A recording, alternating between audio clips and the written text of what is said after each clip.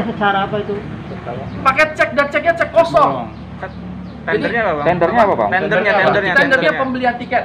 Pembelian tiket perjalanan dinas.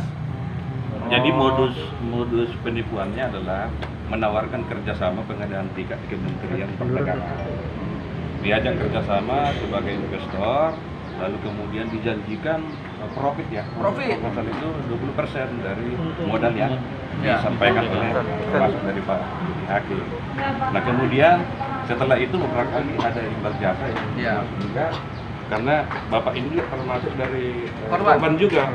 Pak Rinaldi ini termasuk dari korban juga.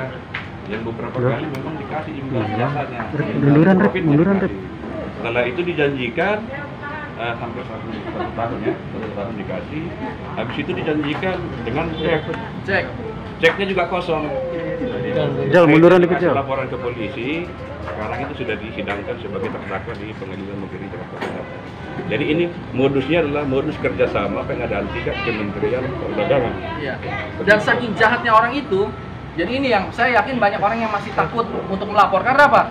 Ketika kita melapor, kita dilaporin balik, plus kita dilaporkan ke pengadilan. Jadi pencuri-pencuri ini, yang maling-maling ini, yang cantik dan ganteng ini, ketika kita mau marah, ketika kita melapor polisi, dia laporin kita ke pengadilan. One prestasi. Jadi memang orang yang nanti yang mungkin tidak punya lawyer, yang mungkin lawyernya masih rada-rada awam gitu, jadi mundur. Karena apa? Wah, kita baru meminta uang tagihan kita yang harga 200 juta atau 300 juta, kita dilaporin ke pengadilan, dilaporin ke Polres atau apa. Jadi akhirnya udahlah, ikhlasin aja 200. Kaliin aja 200 juta dikali berapa? Kalau 20 orang udah berapa? Udah 20 miliar kan. Jadi maksud saya, ini memang sengaja saya gembor-gemborkan dengan semangat 45 bahwa pasti insya Allah banyak orang-orang yang tertipu yang mungkin nominalnya nggak miliaran, yang misalnya cuma nominalnya 300 juta, itu kan nanggung tuh mau lapor hidup segan mati tak mau, Pak, karena nanti dilaporin ke pengadilan, dilaporin sama malingnya, dilaporin. Ini hebatnya. Jadi maling pakai perangkat hukum seolah-olah merasa dia benar, padahal dia adalah maling gitu loh. Nah, kalau kayak kami kan alhamdulillah nominalnya besar-besar tuh, di atas saya 8 miliar, ada yang 4 miliar. Jadi kita memang memperjuangkan betul-betul, dan alhamdulillah masih ada sisa-sisa lah sebelum kita akhirnya melakukan banyak PHK. Saya sangat prihatin karena apa? Perusahaan saya jadi tutup, yang mana tadinya itu menghidupi banyak orang. Berapa karyawan kita waktu itu? Ada sekitar 12 orang lebih. 12 orang itu jangan dari 12 orangnya, tapi kan dia juga punya anak dan istri. Itu terpaksa harus tutup. Belum lagi kantor rekan-rekan kami akhirnya tutup gara-gara penipuan ini gitu. Nah, kalau yang cuma 300 juta, 200 juta, mungkin orang segan. Udahlah, ini apes. Udahlah, ini mungkin tagihan mandek atau kredit macet atau apapun namanya. Nah, ini menjadi perhatian khususnya untuk penyelenggara negara, baik di yudikatif, legislatif, ataupun eksekutif, bahwa banyak orang-orang yang memanfaatkan jabatannya, oknum-oknum yang memanfaatkan seragamnya, memanfaatkan gedung-gedung pemerintahan yang adalah itu uang rakyat, tapi dipakai untuk hal seperti ini. Kira-kira seperti itu. Uangnya terus di mana kata Dini sendiri? Jadi begini, uang itu Dini sendiri mengatakan bahwa sampai saat ini dia sengaja mengirim lawyernya gitu sama saya. Bahkan Dini sendiri minta Mas Tuti punya waktu untuk mau negosiasi. Alasannya bahwa dia punya bukti yang sifatnya akan menguntungkan dia pribadi. Saya mengatakan kayak gini bahwa dirimu saat ini dinyatakan sebagai tersangka dan terdakwa. Tapi kalau misalkan pembuktian, kita tunggu aja di pengadilan. Karena kenapa? Domain kita bukan untuk mengadili orang, tapi domain kita untuk mencari keadilan itu sendiri. Nah, sekarang kan keadilan itu kan lagi diupayakan di pihak pengadilan gitu. Nah, cuman mereka ini ada berkerok yang tadi disampaikan sama Mas Luki bahwa dia mengadakan bekerja sama. Di samping sisi dia keuntungan. Keuntungan itu nanti di situ ketika hasilnya sudah sedikit gede, dia ada sifat perbuatan curang itu.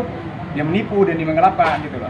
Nah, namun dia berstrategi lagi kalau kita pelajari bahwa dia mencoba membayar sebagian, waktu itu dia bayar 100 juta. Nah, ketika 100 juta itu berhasil, dia beralibi bahwa saya dalam keadaan seperti apalah, katakan seperti itu. Nah, tiba-tiba dilala dia mengajukan gugatan. Gugatan itu yang sifatnya bahwa sifatnya kita one prestasi. Karena kenapa? Itu dia sudah bayar 100 juta. Nah, disinilah kalau kita melihat, kita telah bahwa ini bagian daripada modus gitu. Mengalihkan dari pidana seolah menjadi perdata. Tapi dia lupa kalau dia berikan cek, kita melapor dengan cek itu, artinya dia memberikan rangkaian kata-kata palsunya dengan tipu muslihatnya, ya kan, dengan jabatannya dia mengeluarkan cek itu. Kalau nggak salah 7 ya bang ya. 7 cek dan itu kosong semua bodong. Dan kita alasannya dia lagi bahwa karena waktu itu Anda tidak mencabut laporan di Polda, bahwa kan dia bilang bahwa karena waktu itu tidak SP3. proses SP3 itu nggak segampang dan tidak semudah itu. Tentu akan ke situ, tapi kan kita melalui proses, yaitu proses permohonan pencabutan laporan. Namun pasal 37, 32, 378 itu kan sifatnya kan deliknya kan delik biasa. Boleh kita berdamai, tapi kadang-kala penyidik bilang gue berdamai, tapi kalau ini berjalan mengantisipasi, menghindari jangan sampai ada oknum-oknum lain yang ditipu. Buktinya tadi kan ada beberapa yang ditipu juga itu, ya Juan Cian dan sebagainya. Mas Luki, terus harapan sedikit saya tanyakan juga.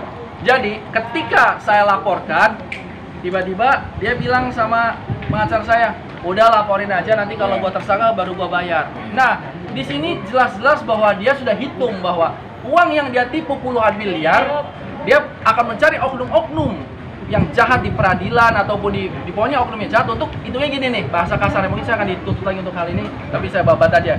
Jadi ibaratnya dia nipu 40 miliar, dia udah siapin uang sekian untuk pengamanan. Sekian gitu, di plotting entah kemana gitu. Jadi hitungannya kalau bisa sampai gua kena ketahan pun di penjara setahun 2 tahun, tapi gua dapat uang 20 miliar. Saya rasa tuh seperti itu, karena dia sudah bilang bahwa udah laporin aja, tenang aja, nanti kalau ada tersangka baru gua akan bayar gitu. Jadi dia udah hitung nih, ini dia kan ini oknum, ini kan PNS nih, oknum PNS ya di kementerian. Dia akan mencari orang yang sebangsa dia juga, oknum-oknum yang ada di pengadilan, oknum-oknum yang ada di kepolisian, oknum-oknum yang ada di kejaksaan, untuk berkoalisi busuk untuk mencari bahwa udah kalau misalnya gua nipu 40 miliar, oknum lo gua kasih sekian, lo protek gua ya. Nah itu dia udah hitung itu, dan ini saya rasa uang itu mungkin bisa nembus sampai 100 miliar kalau kita gembar-gemborkan terus gitu. Dia udah hitung. Dia pikir kalau misalnya ya di penjara setahun 2 tahun gak apa-apa lah, tapi mengantongi uang 20 miliar. Nah ini yang harus kita hentikan. Kasihan maling ayam digebukin kadang-kadang sampai ditahan sampai 3 bulan sampai apa, sementara yang pencuri berpuluh-puluh miliar itu hanya cuma 2 tahun bebas macam itu. Mas, berarti kira-kira uangnya masih ada dong sama si Muhammad Yusuf? Wah, saya nggak tahu nanti apakah kita bisa menggugat ke arah situ juga, nanti kita coba cari ya. Bisa juga nanti juga pencucian uang atau apa, bisa jadi nanti dia bikin seolah punya perusahaan. Saya masih belum tahu uangnya ada apa enggak, saya nggak tahu karena saya tidak punya akses untuk bisa mengakses ke rekeningnya. Istrinya dia juga PNS juga di Kementerian Perdagangan. Nah ini perlu kita tanya juga nih, istrinya kan pasti cantik tuh, pangkatnya lebih tinggi lagi kan itu loh. Apakah ada, tapi itu domain polisi, silakan nanti polisi yang menyelidiki lebih lanjut. Pak, jadi status sekarang Bapak masih terlapor atau seperti apa? Saya prosesnya terlapor. Nah nanti saya minta kejelasan dalam waktu beberapa hari ini. Begitu saya terbebas dari terlapor, kasus selesai akan saya laporkan kembali. Jadi mungkin dia kalau bicara pasang badan ya silakan pasang badan di penjara selama sebisa mungkin saja gitu. Oke. Sedikit soal